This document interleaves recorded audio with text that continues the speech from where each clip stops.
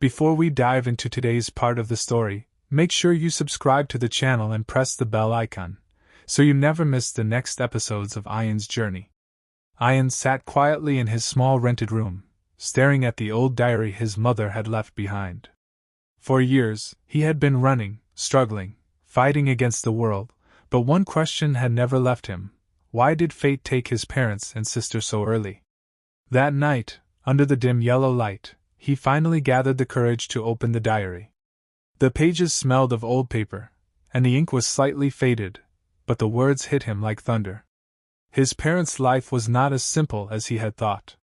The diary revealed that his father had once stood against powerful people in their town, businessmen and politicians who were involved in corruption, land grabbing, and even smuggling. His father had secretly collected evidence against them. His mother, knowing the dangers, had begged him to stop, but his father refused. Then came the entry that broke Ayan's heart. If something ever happens to us, it will not be an accident. It will be because we tried to fight for the truth. Take care of the children, if we don't survive this storm. Ayan's hands trembled. The accident that killed his parents, maybe it wasn't an accident at all. Ayan couldn't sleep that night.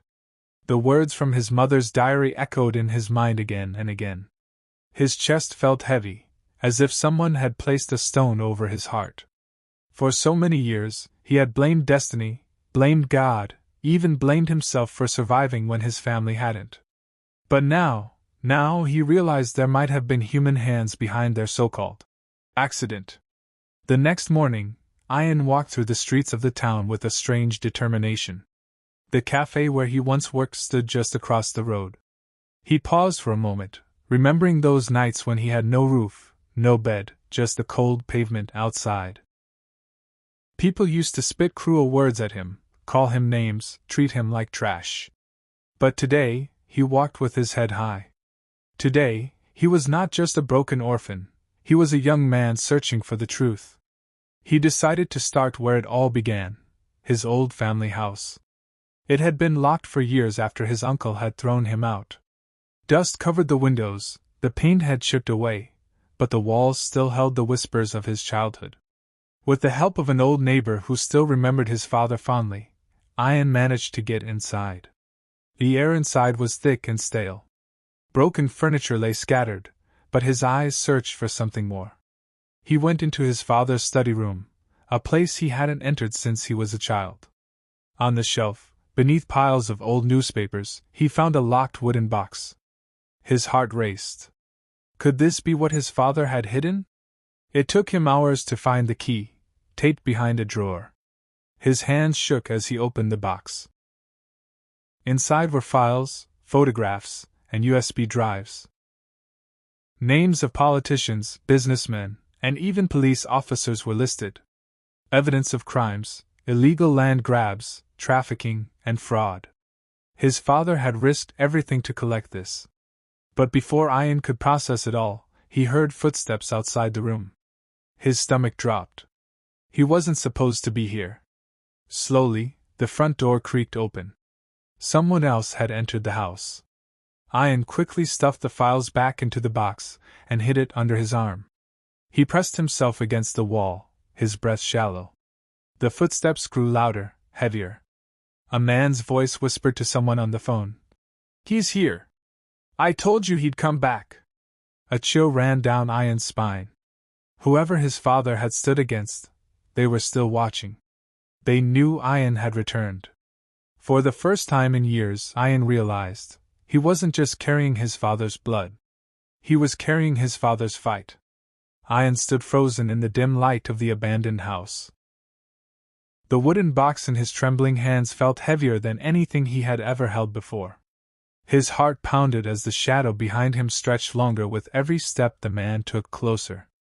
Who are you?" Ayan's voice cracked, his throat dry, but he tried to stand tall. The man finally stepped into the light, revealing a face that carried both pain and secrets. His eyes were tired, almost hollow, but his presence was strong, commanding. Ayan gripped the box tighter, ready to run if he had to. "I am someone who knows the truth about your parents," the man said quietly. His words pierced through Ayan's chest like a knife. Ayan staggered back, his back pressing against the cold wall. My parents? What do you know about them? The man didn't answer immediately. Instead, his gaze fell to the wooden box in Ayan's hands. That box, you weren't supposed to find it yet. It holds pieces of a story that could either save you, or destroy you. Confusion clouded Ayan's mind. He had spent years alone, fighting against cruelty, poverty, and loneliness. And now, when he thought he had finally built some strength, his world was about to be shaken again. The man sighed and stepped closer, his tone heavy with regret. I was there the night your parents died, and not everything you've been told is true. Ayan's breath hitched. His hands began to shake so violently that the box nearly slipped. The silence in the room was suffocating, broken only by the distant creak of the wind outside. With trembling hands, Ayan opened the wooden box. Inside were faded photographs, a torn letter, and a golden locket. He picked up the letter, his heart racing as his eyes scanned the words written in his mother's handwriting. The letter began with, My dearest Ayan, if you are reading this, then the world has not been kind to you. But there are truths you must know, no matter how much they hurt. Tears welled up in his eyes, blurring the words. The man's voice echoed softly, almost like a confession. Your parents didn't just die in an accident, Ayan, they were betrayed. Ayan's knees weakened, and he sank onto the dusty floor. His mind was spinning, his heart breaking all over again. The shadows in the room seemed to close in tighter, as if the walls themselves were listening. He looked up at the man, voice trembling. Who betrayed them? And why? The man's jaw clenched, his eyes darkening. He whispered just one word. Family.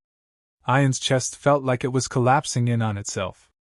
That single word, family, echoed in his ears until it was louder than the beating of his own heart.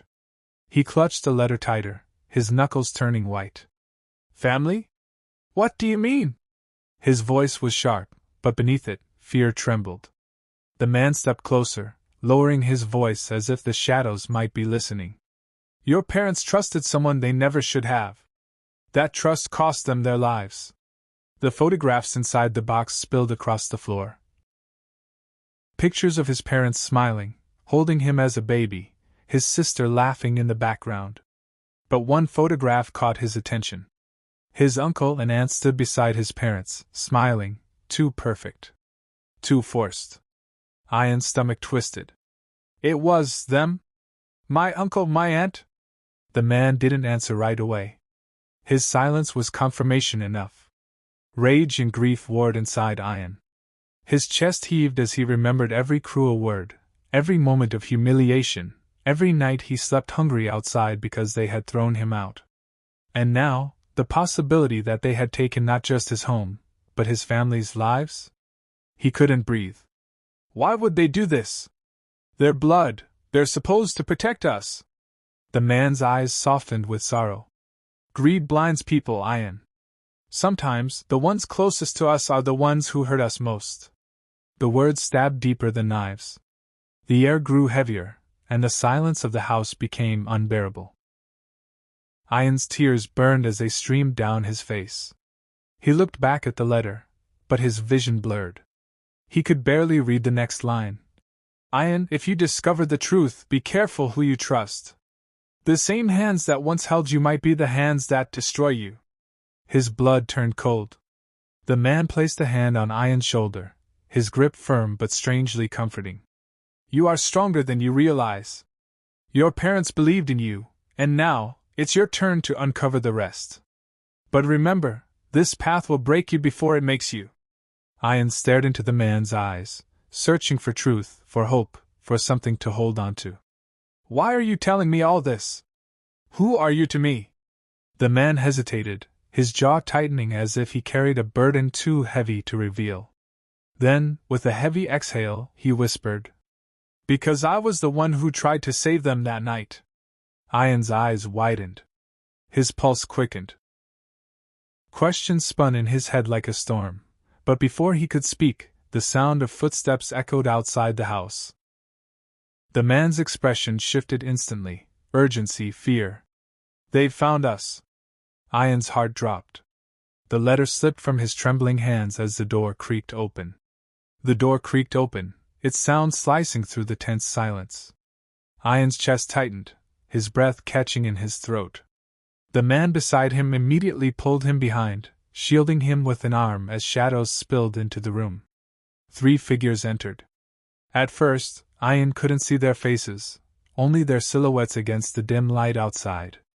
But then, the voice he had dreaded for years echoed in the room. "Well, well," his uncle sneered, stepping into the light, his cold eyes scanning the room. "I always knew curiosity would destroy you one day, Ayan." Ayan's stomach dropped. His uncle. His aunt followed close behind, her smirk sharp enough to cut glass. Behind them stood a tall, unfamiliar man, broad, dangerous, his presence alone enough to chill Ayan's blood. "You!" Ayan whispered, his voice trembling with a mix of rage and fear. "It was you, wasn't it? You took everything from me." His uncle's laugh was low and bitter. "Took? No, boy. I earned it. Your father was too soft, too naive. He didn't deserve what he had." His tone grew venomous. "But I did. And now, so will my children after me." Ayan's fist clenched, his entire body shaking. The man who had stood by his side stepped forward, his voice cutting through the air like steel. "That's enough." The tall stranger with them narrowed his eyes. "So you survived," he muttered to the man. "I should have finished you that night." Ayan's heart pounded faster. Pieces of the puzzle started clicking into place. This wasn't just greed. This was betrayal, blood-stained betrayal stretching back to the night his family died. "You killed them." Ayan's voice cracked as tears burned his eyes. "My parents, my sister, you killed them for money." His aunt tilted her head, feigning pity. "Oh, darling, don't make it sound so dramatic. Life is cruel. You should have learned that by now." The man beside Ayan stepped closer, his stance ready, protective. "If you want to end this, then it ends with me. Leave the boy out of it." But his uncle's smirk only widened. "No. This ends with him." His eyes locked on Ayan, dark and merciless. "The boy who was left alone will finally stay that way." Ayan felt his heart thundering so violently it hurt. The letter's words echoed in his head. "The same hands that once held you might be the hands that destroy you." This was it. The moment that would decide everything. Ayan stood outside the same house that had once been his home, the place his uncle and aunt had stolen from him. His hands trembled, not out of fear, but with the weight of years of silence, struggle, and pain. The air was heavy. The memories of his parents and sister lingered here like ghosts, but so did the scars of cruelty. He knocked once. The sound echoed in the quiet street. The door opened slowly, revealing his uncle. For a moment both froze, 2 worlds colliding. His uncle's face was a mixture of shock and disdain, but behind that, Ayan caught a flicker of guilt. "You!" his uncle muttered, eyes narrowing. "Why have you come back?" Ayan's chest tightened, but his voice was steady. "To take back what was stolen. Not just this house, but my life, my dignity. You threw me out when I had no one. You thought I'd break. But I didn't." His aunt appeared behind his uncle, her expression colder than ice. "You should have stayed away. You're nothing." The word stung, but Ayan stood taller. He wasn't the broken boy they once discarded. He had survived hunger, loneliness, endless nights under the stars.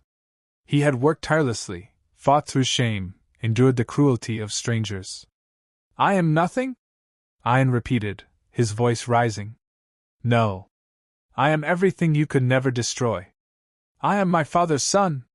I am my mother's hope. I am my sister's memory. And I will not let you erase me." Silence filled the doorway. The neighbors, curious, began peeking out from windows, whispering. For years they had heard rumors of what his uncle and aunt had done, but seeing Ayan back, strong and unbroken, was a truth they could no longer ignore. His uncle's jaw tightened, but he said nothing. His aunt's eyes darted nervously as if the weight of the past was finally pressing down on her. Ayan took one step closer, his eyes unflinching. This house may still be in your name, but the truth belongs to me. And one day, the world will know it.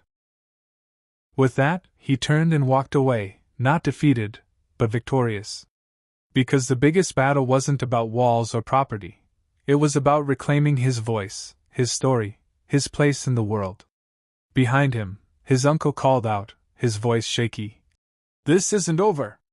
Ayan didn't turn back. For the first time in years he smiled. No, he whispered to himself. It's just beginning. Ayan sat outside the small cafe after a long day of work, staring at the stars above. The night air was cool, but his heart was burning with a strange mix of pain and determination. For so long, he had only thought about surviving, earning enough to eat, finding a place to sleep, and protecting himself from the cruelty of people who never cared about him.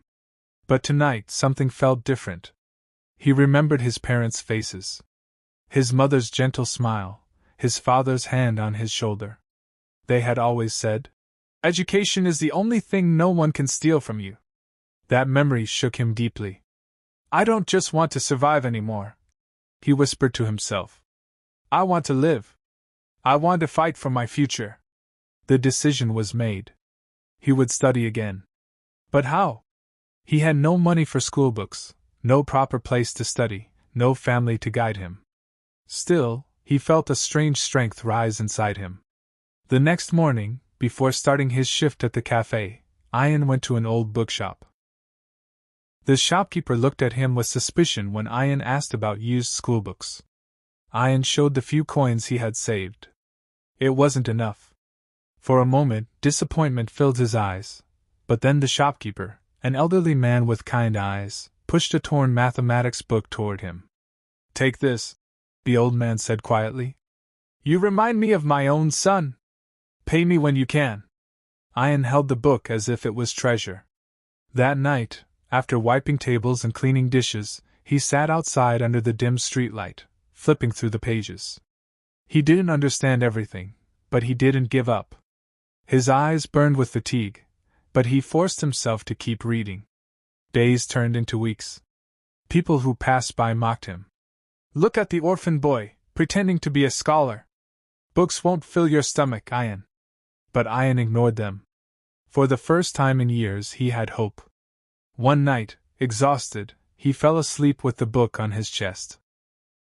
In his dream, he saw his little sister smiling at him, whispering, Keep going, bye. I believe in you. When he woke up, tears filled his eyes, but so did determination. This was just the beginning. Ayan was no longer just a boy abandoned by fate. He was a boy who had chosen to fight back.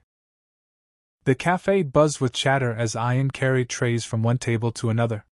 His body was exhausted, but his mind was somewhere else, buried in formulas, notes, and the endless questions that waited for him in his upcoming exam. Every night, after the last customer left and the cafe lights dimmed, he would sit at a corner table with his worn-out books. The workers teased him. Studying won't change your fate, Ayan. You're just a waiter, stop dreaming too high. But Ayan stayed silent. He had made a promise to himself, and more importantly, to the memory of his parents and sister, he would not give up. Finally, the day of the exam came. Ayan walked into the hall, clutching a borrowed pen, his shirt slightly faded but neatly pressed. He sat among dozens of students who all looked more confident, better prepared, and far less tired than him. His hands trembled as he turned the paper. At first, he felt hopeful. He answered a few questions quickly. But soon the words blurred. His head throbbed from sleepless nights. The noise of mocking voices from his past echoed in his ears. Books won't feed you. You're wasting your time. By the end of the exam, his heart sank. He knew he had failed. When the results came, his name wasn't there. The sting of humiliation burned deeper than he expected. Alone, he walked back to the cafe. That night, he didn't touch his books. He sat outside, staring at the stars, tears rolling silently down his face. For the first time, doubt crept in. Maybe they were right. Maybe I don't belong in this world of education. Maybe I'm just a fool. But then, he remembered his sister's smile from his dream. He remembered his mother's words. Education is the only thing no one can steal from you. Slowly, Ayan wiped his tears. Failure hurt, but it wasn't the end. It was proof that he had tried. I will try again, he whispered into the night. And this time, I will not fail. The fire returned to his eyes. Ayan had stumbled, but he wasn't broken. His journey was only beginning. Ayan's routine changed after his failure. He no longer studied just to pass, he studied to understand. He cut down his hours of sleep, organized his notes, and created a strict schedule. Mornings were for the cafe, evenings for revising, and nights for deep study. Even hunger couldn't distract him anymore. He would sip a single cup of tea and keep going, whispering to himself. This time, Ayan, this time you will win. But one night, as he sat in the dim corner of the cafe, surrounded by scattered books, someone was watching him. A middle-aged man with sharp eyes, a neatly pressed suit, and an air of authority had been visiting the cafe for weeks. He always sat silently, reading the newspaper. That night, after everyone left, the man finally approached Ayan. You work here, don't you? The man asked, his voice calm. Yes, sir, Ayan replied, standing nervously. And yet, you spend every free moment buried in those books. Why? Ayan hesitated. No one had ever asked him that sincerely. Finally, he answered, Because, sir, I don't want to remain what life made me. I lost my family, my home, but I won't lose my future. Education is my only weapon. The man studied him for a moment, then gave a small smile. Most boys your age are lost in distractions. But you're fighting. Ayan lowered his eyes, embarrassed. But then the man said something that stunned him. What if I told you, you don't have to fight alone? Ayan looked up, confused. The man continued, My name is Mr. Salman. I'm an educator, and I run a small coaching academy for deserving students. I've been watching you for weeks.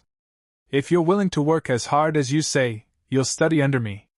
No fees, no conditions. Only discipline. Ayan's breath caught. Was this real? A hand of help, after all the years of loneliness? His voice cracked as he whispered, Sir, are you really giving me a chance? Mr. Salman's eyes softened. I'm not giving you a chance, son. You've earned it. For the first time in years, hope didn't feel like a dream. It felt like reality knocking at Ayan's door. That night, Ayan closed his books not with despair, but with determination. His journey had found a guide. The next morning, Ayan reported to Mr. Salman's small academy. It wasn't fancy, just 3 rooms, old wooden desks, and a blackboard filled with chalk marks. But to Ayan, it looked like a palace of knowledge. Mr. Salman stood in front of him, hands behind his back. Listen carefully, Ayan. If you truly want to rise, there are 3 rules you must follow, he said firmly. Ayan nodded eager, his eyes shining with hunger to learn. Rule 1: Discipline. Your time is no longer yours. It belongs to your dream. Wake up early, eat light, and follow the schedule I give you without a minute wasted. Ayan's heart raced. He had always been scattered in his studies, losing hours in exhaustion. Maybe this was what he needed. Rule 2: Focus. You will cut off every distraction. Friends who laugh at you, relatives who insult you, even your fears, you will not give them power anymore. When you sit with your books, nothing else exists. Ayan clenched his fists. He thought of his cruel uncle, the harsh voices that called him worthless. He silently promised to erase those voices with success. Rule 3: Resilience. You will fail. You will fall. But you will rise again, stronger each time. Remember this, Ayan, life doesn't test the weak, it tests the ones strong enough to fight back. Ayan swallowed hard. His eyes burned, but he refused to let tears fall. I will follow your rules, sir. I won't waste this chance. Mr. Salman studied him for a moment, then placed a hand on his shoulder. Good. Because I don't train quitters. I train fighters. From that day, Ayan's life changed. He worked at the cafe in the mornings, but instead of collapsing into sleep after, he walked straight to the academy.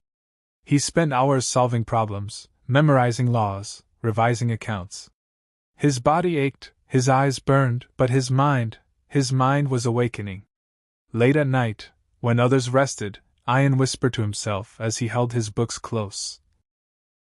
I am not alone anymore. This time, I will not fail. And somewhere deep inside, the boy who was once abandoned began to believe, maybe, just maybe, he was destined for something greater. Ayan's hands trembled as he flipped through his notebook under the dim yellow light of the academy. The pages were filled with formulas, case laws, and accounting principles, but his eyes couldn't focus. Tomorrow was his first test under Mr. Salman, the one that would decide whether he was ready to continue in the advanced batch.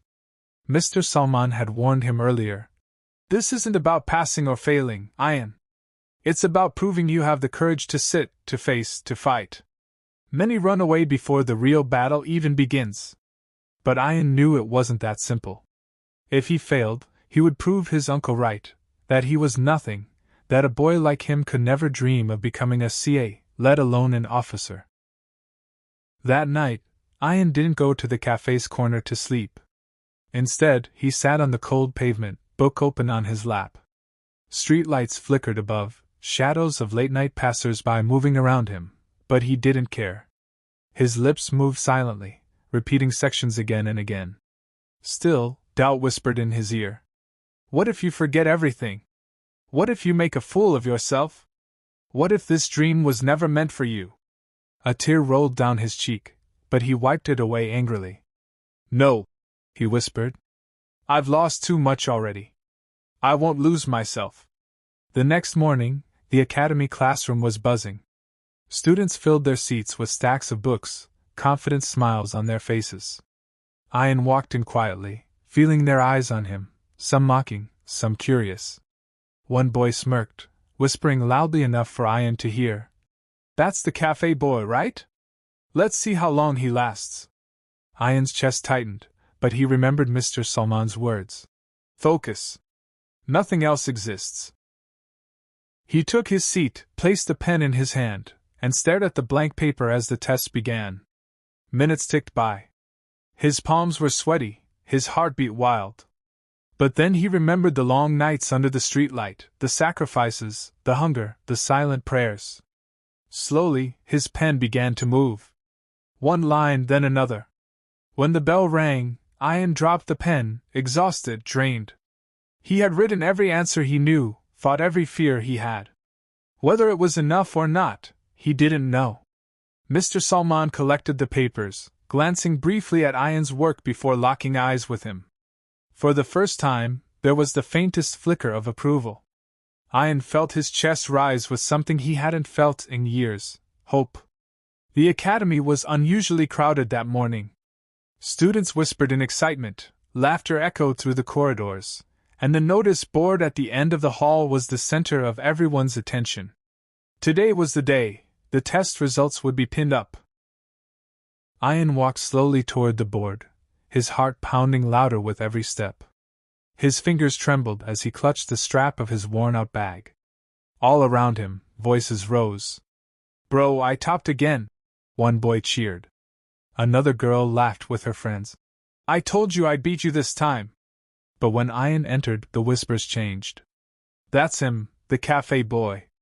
Why is he even here? He won't last. He probably wrote his name and left the paper blank. The words cut deep, but Ayan kept his head down. He had faced worse. He reminded himself, you studied. You fought. Now face it. Mr. Salman walked in, his calm but sharp presence silencing the room.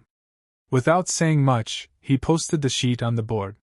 The crowd rushed forward, students pushing and shouting. Ayan stayed back, too afraid to see. Finally, when the space cleared, he stepped forward. His eyes scanned the paper, searching desperately for his name. And there it was. Ayan Ahmed passed. Not just passed. His score was among the top 10. For a moment, Ayan just stared. His chest tightened, his throat burned, and his eyes blurred with tears he refused to let fall in front of everyone. The sane boy who had mocked him earlier sneered. Must be luck. Next time, he'll fail. But before Ayan could react, Mr. Salman's voice cut through the crowd. Luck doesn't write correct answers. Hard work does. And Ayan is proof of that. The entire class went silent. Ayan lifted his head, meeting Mr. Salman's steady gaze. For the first time in years, someone had spoken for him, not out of pity, but out of recognition. He walked out of the academy, the sunlight hitting his face. The world outside was still cruel, still full of challenges, but deep inside, he whispered to himself. This is just the beginning. The joy of passing the exam lingered in Ayan's heart, but reality didn't take long to remind him of its sharp claws. That evening, when he returned to the cafe, the owner tossed him an extra tray of dishes to clean.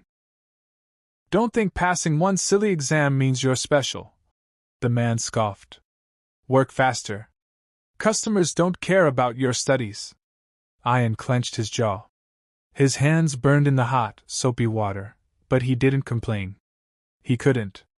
This cafe job was the only thing keeping him alive, his only way to pay for rent in a tiny room at the back of the building. Night after night, after hours of work, he dragged his exhausted body outside. Under the flickering street lamp, he spread out his books on the cold pavement.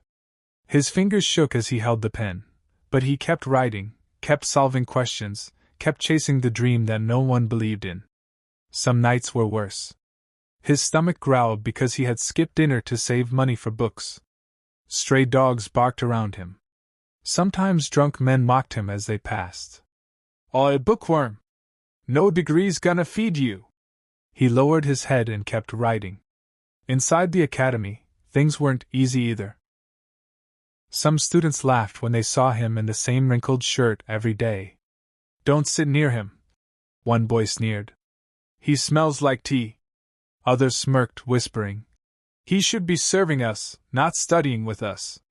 But every insult became fuel. Every cruel laugh sharpened his focus. When he opened his books, the noise of the world disappeared. In those quiet, determined hours, Ayan wasn't a poor orphan or a cafe worker.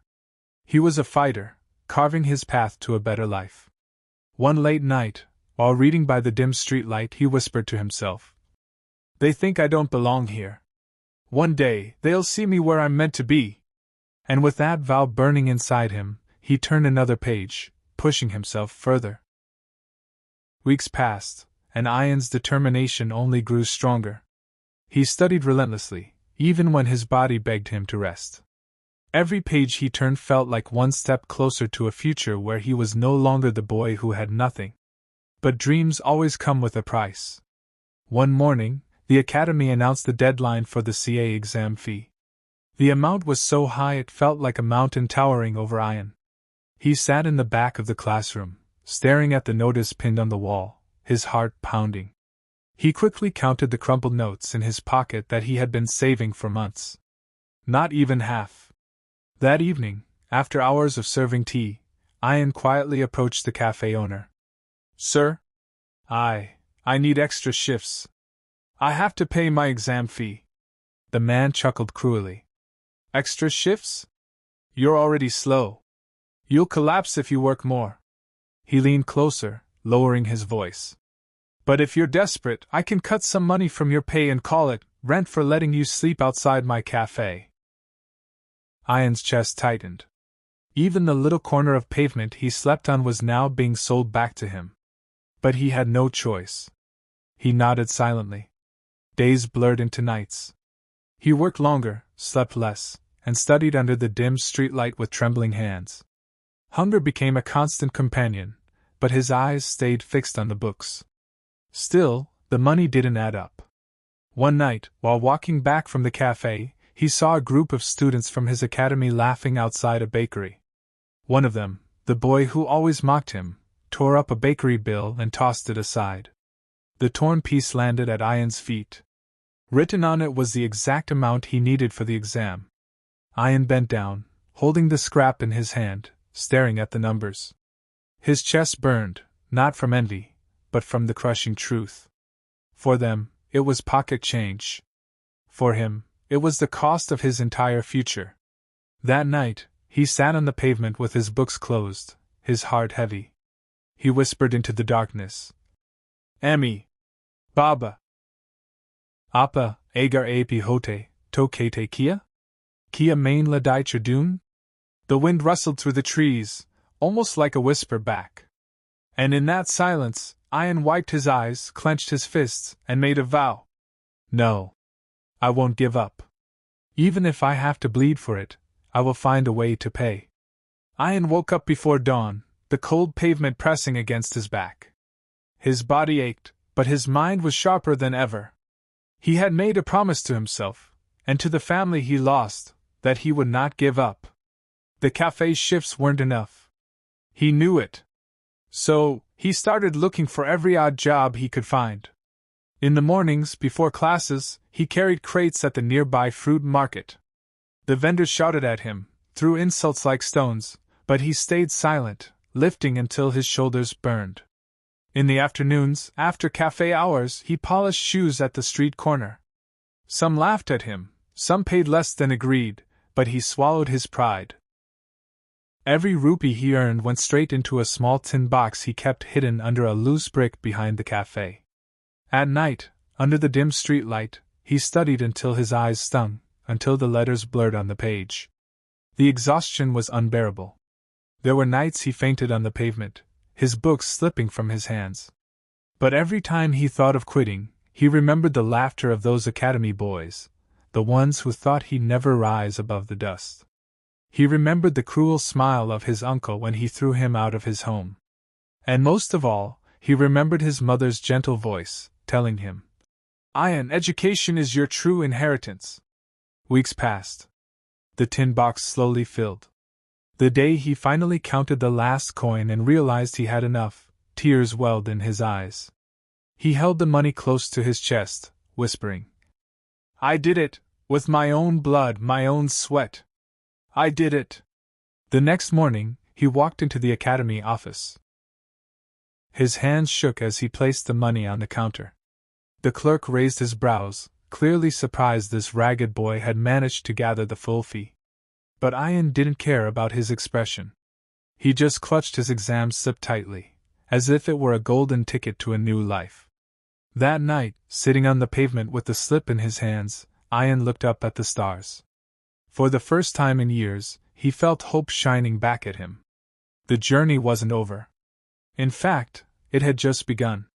But for the first time, he truly believed, one day, he would win. The nights grew colder, and the books heavier. Ayan's struggle was no longer just about earning money, it was about surviving long enough to chase a dream. Each morning, he woke up with sore muscles, his back stiff from the pavement. Yet, before heading to the cafe, he revised chapters in the dim glow of a broken street lamp. His notes were smudged, the ink running from the mist, but he pressed on. At the cafe, while serving tea, he whispered formulas under his breath. The customers mocked him. "Books won't feed you, boy. Learn to pour tea properly," one man sneered. But Ayan just lowered his gaze and kept repeating equations in his mind. By afternoon, he squeezed an hour in the corner of the cafe's storage room, sitting on empty sacks, solving math problems. His stomach growled, but he ignored it, sipping only water. The real test was at night. After his shift, when the whole town slept, he sat on the pavement with a borrowed candle stub. The buzzing of mosquitoes was constant, his eyelids heavy. More than once, his head drooped onto the pages. He slapped his own cheeks, whispering, "Stay awake, Ayan. You can't fail. Not after everything." The hunger was sharpest on those nights. Sometimes he had no dinner at all, saving his coins for books. His ribs showed, his hands trembled, but still he scribbled answers, practicing again and again. One night, the cafe owner walked past and saw him bend over the books. Still, the money didn't add up.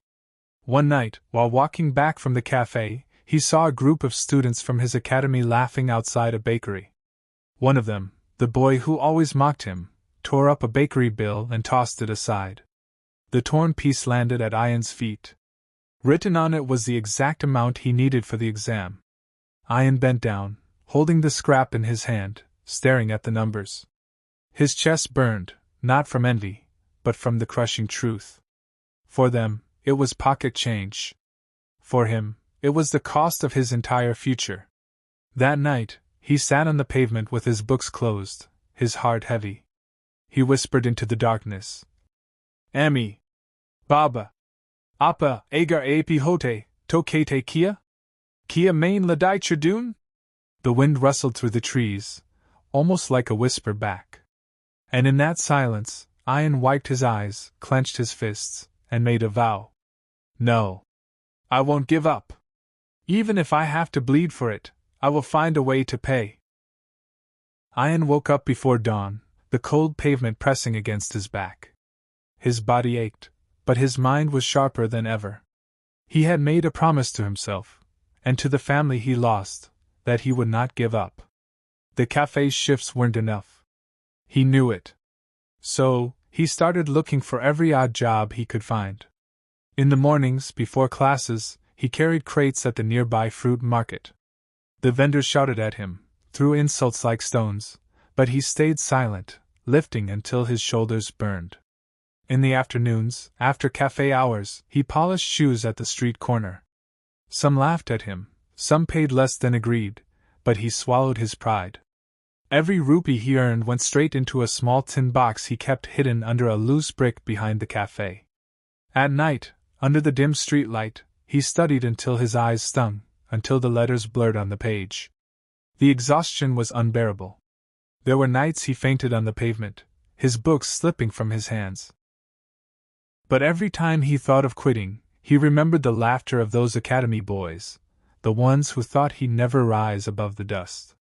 He remembered the cruel smile of his uncle when he threw him out of his home. And most of all, he remembered his mother's gentle voice, telling him, Ayan, education is your true inheritance. Weeks passed. The tin box slowly filled. The day he finally counted the last coin and realized he had enough, tears welled in his eyes. He held the money close to his chest, whispering, I did it, with my own blood, my own sweat. I did it. The next morning, he walked into the academy office. His hands shook as he placed the money on the counter.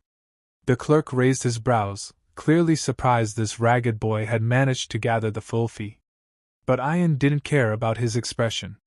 He just clutched his exam slip tightly, as if it were a golden ticket to a new life. That night, sitting on the pavement with the slip in his hands, Ayan looked up at the stars. For the first time in years, he felt hope shining back at him. The journey wasn't over. In fact, it had just begun. But for the first time, he truly believed, one day, he would win. Sparkles to be continued.